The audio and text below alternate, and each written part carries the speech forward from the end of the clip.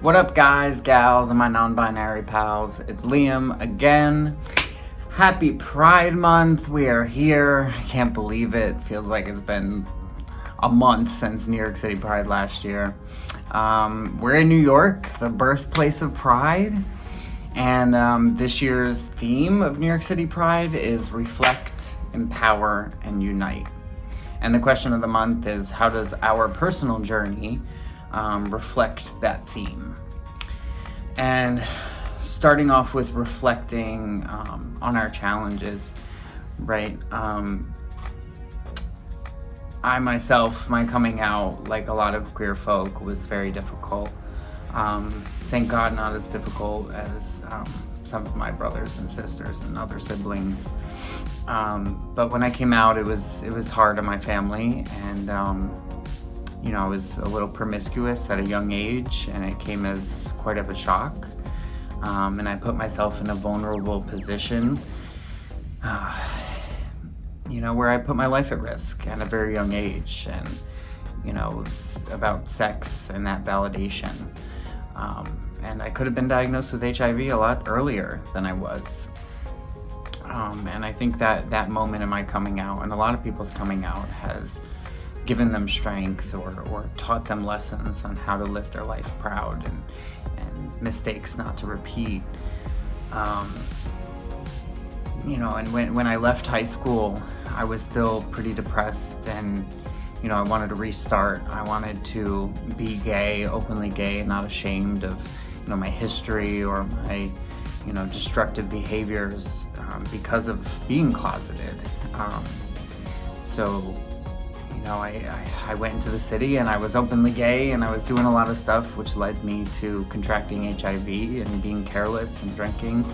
And after that, it took a while to, like most, to come to terms with that.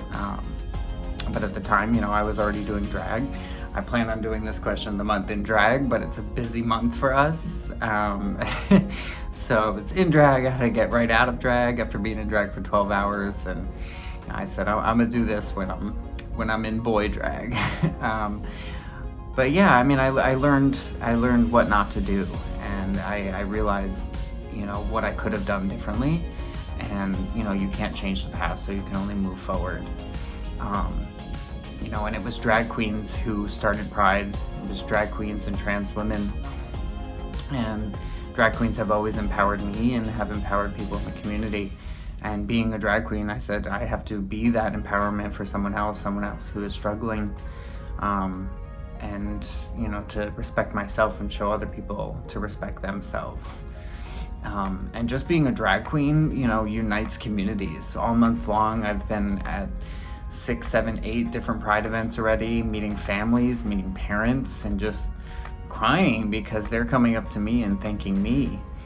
And I'm getting a little emotional now because meeting parents of gay folk and parents of people living with HIV, it takes a lot of work and a lot of inner work for them, to come together.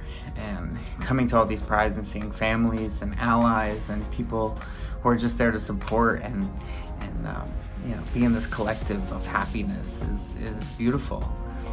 So I think being a drag queen, it's part of my duties to